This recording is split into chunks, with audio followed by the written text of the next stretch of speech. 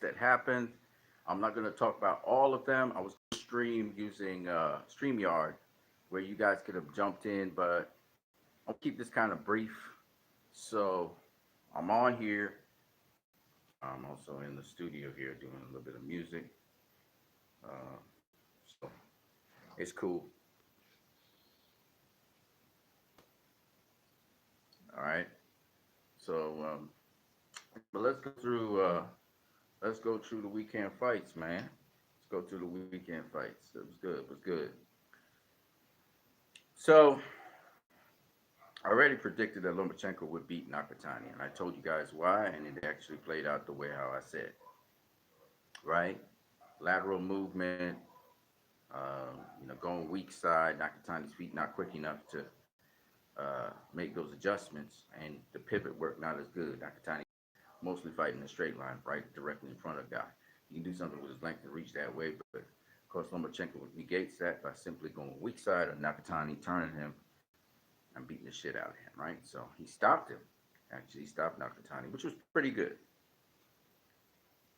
All right. So shout out to Loma. Loma doing this thing. You know what I mean? And what it sets up, which is really interesting to me, it sets up uh, it sets up the match between Lomachenko and Teofimo Lopez. Looks like they're going to have that rematch. Now, I would have preferred if Lomachenko went against Devin Haney, got the WBC title, so he could say, look, man, I'm a legit man. But he did fight an opponent that Teofimo Lopez sort of struggled with a little bit, um, and dusted him. Again, styles make fights, right? We know fighter A might beat fighter B much more easily than fighter C might have beaten fighter B. That doesn't mean that fighter A will beat fighter C, right? Nonetheless, having said that, so the triangle theory doesn't work. But having said that, um, really was impressed with uh, the performance by Lomachenko. Very workman like performance. He did what I expected him to do. He did what he was supposed to do, and he got the job done. Right. So shout out to him on that. Um, Now, the fight that I thought I wasn't sure about how it was going to pan out, and I think Javante himself wasn't sure how it was going to pan out, was Mario Barrios versus him. And that was actually a good fight. Mario Barrios is a much better fighter, a much better boxer than Nakatani. I mean, he's much better schooled. Okay, the boy got timing. He knows how to use his jab to keep range and reach. He can cut off the angles. He can fight off the back foot and the front foot. He's versatile. He has a lot more learning to do. This is a great learning curve for him, even though he got stopped. Um, Stopped to the body, too. It was a body punch that put him down. The first punch tricked him. It was a trick. Javante tricked him by feinting as if he was going to pivot out the way, feint the jab and loop the jab over, uh, looped his, his jabbing hand, yeah, looped his lead hand, looped a hook uh, over, uh, Barrios's lead hand. How he did it was he stepped around him, so he went weak side, looped the hook over Barrios's as he's coming in, looped the hook over Barrios's jab. Barrios didn't get his hands back in time, obviously, and he got caught with that shot. Well, that was the shot that started the end. It was a very competitive fight, and Barrios was winning the fight. That is true. Javante was coming back. Javante started walking him down. Somewhere around, I think it was the seventh round. Eighth round, he dropped him with the hook. Then he dropped him again with a flurry of punches. But what I like about Barrios is Barrios got good defense. He's got good defense. He was bobbing, he was dipping, he was slipping a lot of those shots. So Javante couldn't get him out of there in round eight. And it took till round 11 to, and even though Barrios was hurt and was kind of walking hurt, he feinted Barrios as if he was going to go to the head with the hook, the left uppercut, and he went to the left uppercut to the body. And Barrios never saw it and took him out, took out his liver, basically. Barrios was doubled over. He still got back up and was fighting Javante, by the way, but the referee stopped the fight because Barrios was really fighting hurt. But a lot of heart by Barrios. Good fight. I hope he builds on this. It's a good learning experience. He's got really nice timing. Um, Javante was fighting mostly on the outside, staying just outside of range. And what he was doing was he's trying to pick his spots. He was feinting them and then trying to pick the spots to get to the inside, slipping them and coming to the inside. Then when he started in the eighth round, he started bobbing and weaving. I really just started walking down. Seriously, very tenaciously walking down barriers. I got to say, though, Mario Barrios really impressed me. Doesn't have the experience that Tank had. And I think experience played a major key. But well schooled, he'll do well. He'll do well. He'll become world champion again. Um, but Tank Tank's performance was really really good because not just that he carries power, but we saw him box. He had a lot of boxing skills. He was able to set traps, rope Barrios in at certain angles on the outside, and then on the inside, he was just doing his body work. He was just doing a body attack, and they wanted him to go to the body more. They wanted him to bob and weave, slip and slide, get to the inside more. But Tank was cautious because he didn't know what kind of power Barrios was carrying. Barrios kept on touching him with the jab, touching him with the jab, not really touching, but touching his guard with the jab. You know, t- Tank was trying to occupy Barrios, so he would occupy him with the jab. He would stick out his hand there and touch Barrios' jab, so he would keep his hands home, right? Um, so initially, in the beginning of the fight, Barrios was walking down Tank. Tank was on the back foot, but somewhere in the middle of the fight, I think around 5, 6, Tank started to change that up, keep it in the center of the ring, and then he started walking down Barrios. The Barrios was cornering him and everything, but Tank was doing certain things to offset Barrios' rhythm so that he could get out of the corners. So Tank, of course, can box on the back foot, the front foot. He can do it all, and he got power. So I mean, there's a lot. Tank said also that he was nervous. So, but I was very impressed with Tank's performance at 140. Um, and apparently, he can perform at 140. Now, Reggie Sprogray was like, Tank, don't even try to call my name out because you don't want to fuck with me right now. I think Barrios was the perfect opponent for him because Barrios, the experience wise, and then on top of that, Barrios is a solid fighter, but he wasn't really one of the top tier guys at 140. With respect to Tank's accomplishments, they say three-weight world champion. I don't really think of him as three-weight world champion, just like I did not think of Canelo as a four-weight world champion when he won the regular title against what was the guy's name at 168. I forgot what the guy's name is. Right? I never thought of him as a three or four-weight world champion. Now he is a bona fide four-weight world champion.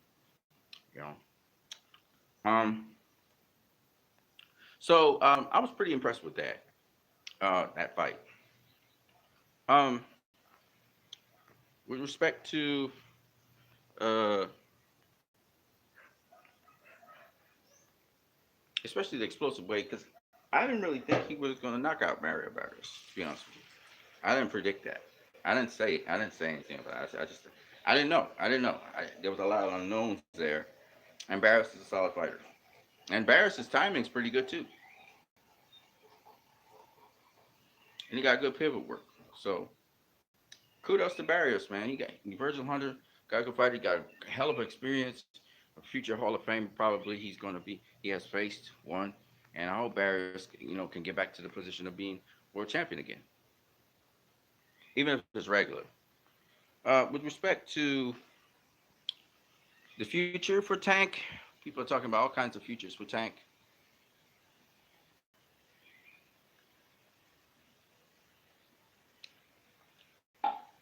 If you're asking me what fights I would like to see, I love to see Tank versus Teofimo Lopez, Devin Haney, Lomachenko, Ryan Garcia, and at 140, uh, if possible, some of the top 140 pounders, whether it's Jose Ramirez. These are big, strong guys. Jose Ramirez, uh, Josh Taylor, if he's still at 140, uh, Regis Prograis, the top 140 pounders. Victor Postol, them top guys. I would like to see him, duke it out with those guys. Now that he's entered the 140 divisions, he's put his toe into the 135. He had one fight at 135. He's had one fight at 140, and he's had majority of his fights at 130. Right? He's a bona fide 130-pound champion. So here's the pick of the draw. He's kind of like Canelo now, and in fact, he kind of reminded me of Canelo when he was fighting against Mario Barrios. You know, because Canelo kind of does the same kind of things. Not exactly because Tank's sharper, faster, and is more Floyd-like. You know, he's more serpentine. Nonetheless, he was still hesitant to do certain things. He was kind of playing it really cautious against the bigger fighter, which understandably boxed well. But the corner wanted him to press the action a little bit more earlier. He would have gotten the stoppage sooner. But he was taking his time, which is smart, and taking calculated risk, which is smart. Um, so Tank has a plethora of options in front of him. Now I heard Floyd Mayweather say something, but I don't believe it. Like, everything's not cast in stone. Okay, Mayweather saying that at the PBC end, there's plenty of fights for Tank, maybe at 140. Because Reggie Sproul Great is there. There's Adrian Broner's there. You got, I think Chris Algieri's there. Chris Algieri's a 140 pounder. Um, so at 140, I can see some fights for Tank at 140. At 130, uh, what they got at 130? They ain't got nothing at 130 on the PBC end. 130 is top rank, almost dominated by top rank because they got Valdez. Top rank got Valdez. They got my boy, my dude. What's his name? I forget. I think he's the IBF champion. They got Shakur Stevenson. I mean, only Tank is the PBC fighter there. So 130 don't really got nothing. At 135, again, there's no PBC fighters there. You got Ryan Garcia, who's a Golden Boy. You got Devin Haney, who's with DAZN. But Devin Haney, I mean, that fight could be made. And then you got Teofimo Lopez with top rank. So, and then Lomachenko with top rank. So, there's if you're just going to stay with PBC, then he's probably going to have to fight at welterweight or probably at super lightweight because that's where most of the PBC fighters would be and the fights would be available. And I don't know if he's up for that.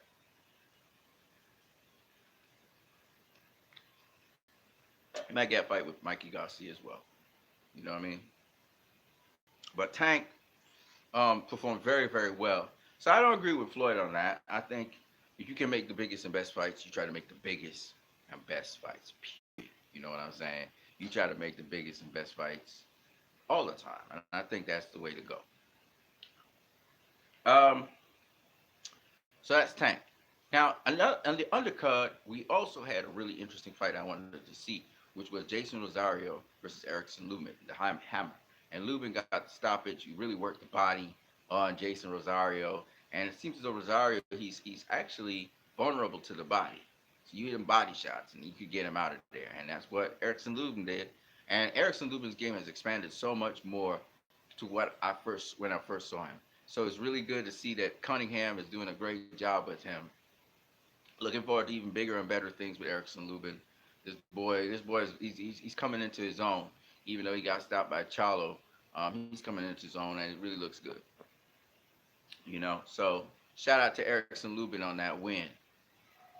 Um, I want to talk about Canelo Alvarez a little bit. I want to talk about some other upcoming fights and other surrounding things around boxing, and then I'm gonna wrap it up.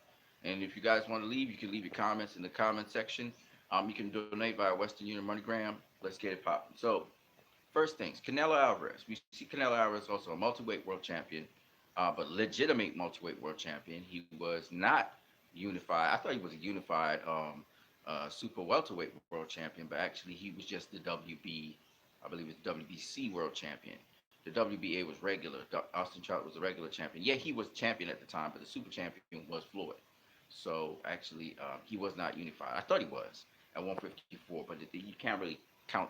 I don't count. Let me tell you the truth.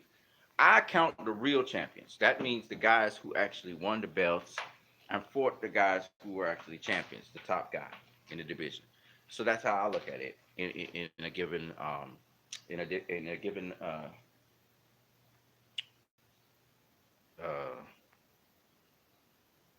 in a given what you call it, sanctioning body, right? So if you have a super champion in the WBA, the regular champion is nobody. He's not a real champion. He's just a stand-in guy. To me, he's like an interim champion. If you have, it's a little bit different for the WBC because super champion can be passed on, franchise champion cannot. I don't know what the hell the WBC was doing. So for me, the real champion is always the super champion. Okay, fine. So anyway, I was saying that Canelo, he legitimately was the 154 WBC world champion. And he was not the legitimate, the real WBA world champion, even after he beat Austin Trout. He did not beat Floyd, so he did not unify the titles. I thought Floyd unified the title. So he was the legitimate unified super champion, which was very impressive. Um, but Canelo has won titles at 154. He's won titles at 160. In fact, he was the unified WBC, WBA, and IBF world champion at 160. He's also right now the unified WBC, WBA, and WBO world champion unified at 168. And he also picked up a WBO championship at 175. And I'm hearing Eddie Hearn saying that Canelo, uh, he might be looking at Otter Bitty He might be looking at facing Otter Bitty at 175 after he beats or after he fights and face and unifies if he does beat uh, uh, Caleb Plant. Okay, which is crazy. Okay, that would be crazy. I would love to see that. So, um, Bitterbeef, now Bitterbeef is a monster. Okay, that would be a good fight. That would be a good fight just because of how Bitterbeef deals with opponents and stuff. I love to see how Canelo will take away Bitterbeef's weapons, defuse them, and get the W on that. Bivol is also a tricky guy, but he's more a mid-range fighter. So I love to see how Canelo would deal with Bivol as well. And those are much bigger guys. So yeah, 175. I would love to see that if that's what Eddie Hearn. If you're gonna get yourself some kind of challenge. Now, ultimately, my honest opinion is this: I would love Canelo to face Demetrius Andre. That's the guy. I think that's the only guy actually. I think that actually has everything to beat Canelo. He just don't have the experience, but he has everything to beat Canelo. Caleb Plant's another guy, but like Demetrius Andre is the dude. You know, that's the guy that I pay top dollar. I don't care what nobody say. He beats Charlo. Andre beats Charlo. All right, and Charlo's a good fighter. Don't get me wrong. He's great, but um, and David Benavidez. I don't see David Benavidez beating Canelo. I just don't see him beating Canelo. I don't see it. Okay, he big, he's strong, but that's not enough. You know, you have to have boxing IQ. And the only guy I think that has a boxing IQ that's on the level and the ability to do the kinds of things that are necessary is Demetrius Andre. That guy can do it all. And so I want to see Andre versus Canelo. You know, it's like Andre versus Canelo, I think is the thing. But Andre needs to sort of push it. He needs to. What I mean by that is not just confront Canelo because he's at 160. See, there's a lot of excuses that can be made. You're at 160. You're calling out Canelo. All right, cool. You know, Canelo should be able to fight with you. But then you ain't facing nobody like he said. You know, the champ's telling you as a champ, he's saying, man, go face somebody and come back. Listen, we're gonna do it, but you gotta face somebody. Now they trying to say, oh, Andre, he's an ugly fighter and stuff. That's bullshit. Okay, that's bullshit. Both Charlo and Canelo be bumping their gums saying bullshit. Tell you something. Tell you something. Andrade is the dangerous guy in that whole thing. I don't care what nobody say. I don't care how Andre may be posturing and all that. Andre's the dangerous guy in that division. Whether it's 160 or 168, he's the dangerous dude. Ain't nobody want to face him. Okay, let's be real. He the boogeyman. Andre's the boogeyman, and y'all might be looking at it like, well, he don't have knockout power. You know, oh, but he'll beat your ass. He'll beat you.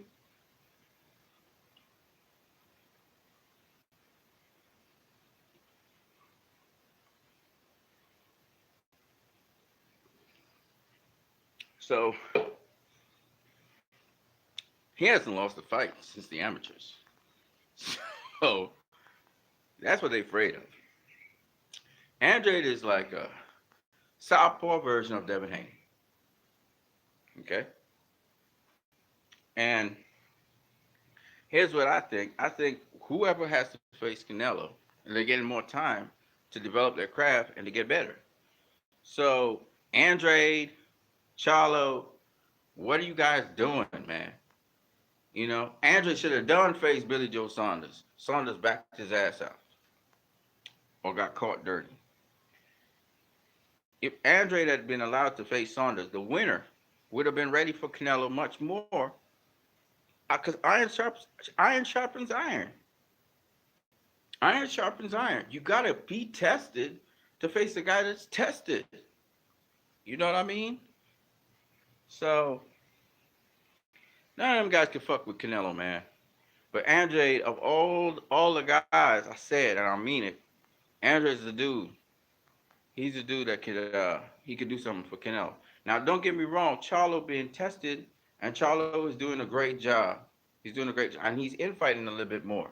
So Charlo's developing his game. I'm liking it, you know, and he's getting tested. Andre has been tested way before. He's had some tough fights. But Andre needs to get some names now. So, and Triple G's not letting these young cats have a chance. See, Pacquiao, he different breed. Whereas Triple G's not even looking forward to facing them young cat. And again, rightfully so. He is 39 years old. I can't fault the guy for that.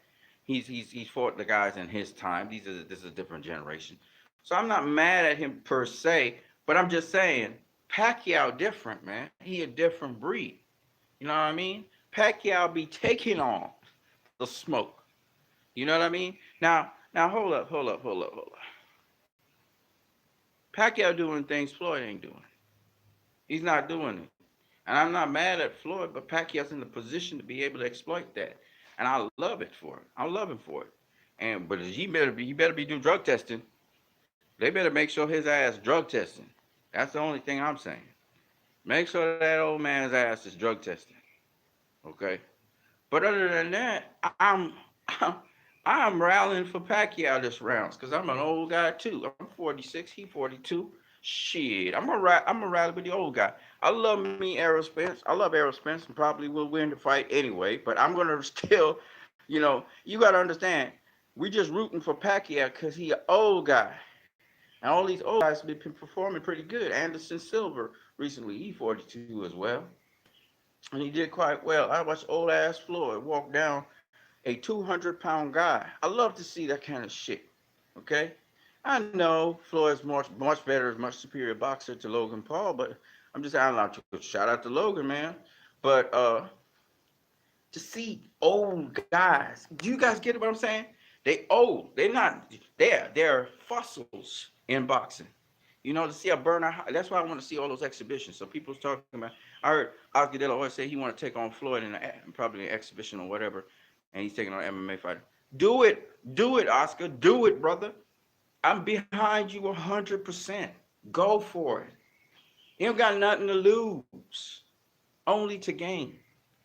But just make sure and get your ass in shape, and make sure you pick the right fights to face. Cause you old. Don't go trying to take on Canelo. It'll kill you. Okay, Canelo will kill you. you ain't you ain't ready. You haven't been doing boxing in a while. Canelo will kill you.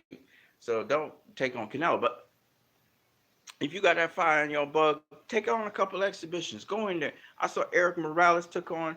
Not Eric. Marco Antonio Barrera. He recently took on Soto Carras. Love that, man. Seeing them old guys, throwing it down. Soto Carras was beating his ass though, because he's just too small for Soto Carras. But I mean, it was still good. It was a good little lick. It was a good little scrap. I love that. The culture of boxing is a beautiful culture, man. It's a beautiful culture. It's just that we got some assholes out here who don't want to give the boxers the credit they deserve. Lomachenko. I was listening to Timothy Bradley talking about Lomachenko, and yeah, Lomachenko's a legend, man. He a legend. All right. I said it. I'll say it again, time and time. They do overhype him sometimes, but he's a legend in the sport. You know what I mean? Now they talking about Loma. Some people saying Loma gonna take Tio in the rematch. No, Tio got his number. Tio's got his number. Tio got the tools to be able to exploit Lomachenko. And if Lomachenko try to go in hard like how he did with Nakatani, Tio will knock his ass out. Tio will knock him out. He almost knocked him out in the 12th round, if you do remember.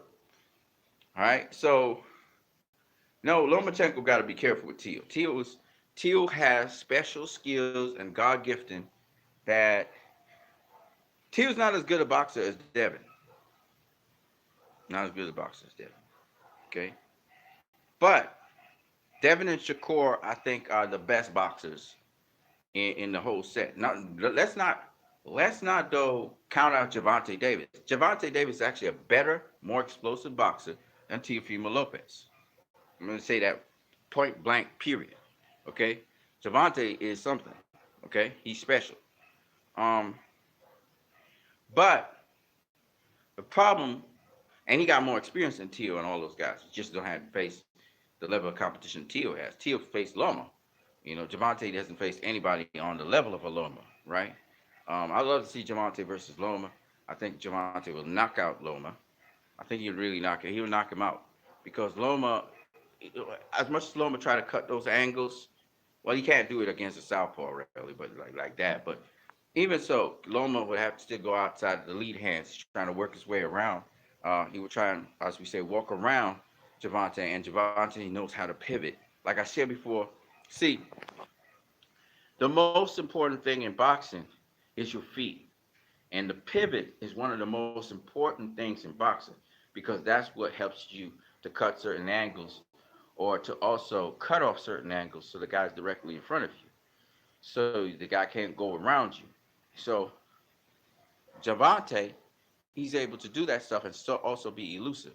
You know, you can see how quickly he knows how to stay in the pocket or outside the pocket. Once he's inside the pocket, say against a guy that's, can turn around you and pivot around you, he knows what to do.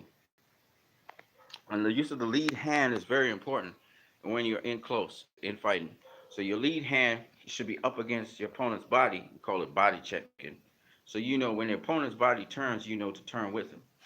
Whichever way he turns, you can turn with him.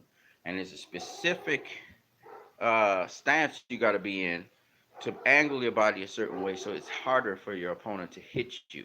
And yet at the same time, you can tie them up and do all the other things that need to be done um, on the inside. Infighting is an art, and it's also boxing. All right, you can box somebody by walking them down.